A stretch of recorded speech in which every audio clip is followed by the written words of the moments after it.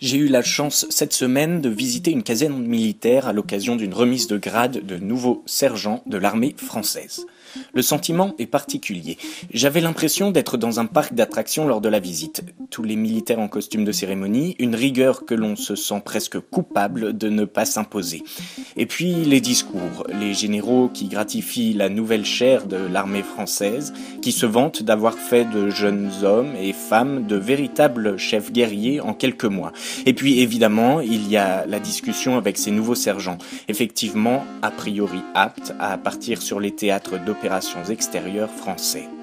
La cérémonie est grandiose, des dizaines de rangs militaires chantant en chœur, sous la pluie, dans le froid, d'une sérénité exemplaire. Les généraux qui arrivent, précédant l'entrée du drapeau national sur la place d'Armes, tout le monde se lève, la Marseillaise résonne dans les rues de la ville.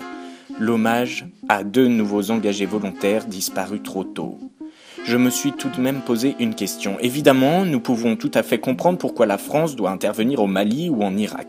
La chose doit être discutée et les raisons explicitées.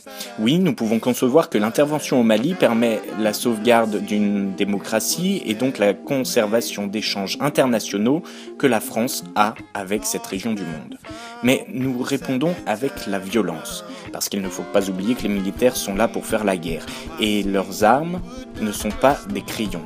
Nous répondons avec la violence à une situation de crise. Aussi, tout comme la peine de mort qui propose que la réponse de la justice à la mort peut être la mort, et cautionne donc la justice par la violence, ce qui n'a pas de sens, nous acceptons que la réponse à la sauvegarde de la démocratie soit la violence.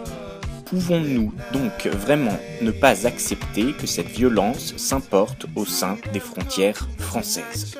Je ne sais pas, mais cette question mérite vraiment réflexion. Antoine Guillot, Saint-Mexan, pour Carnet d'Art. Off the track, them roots grow strong.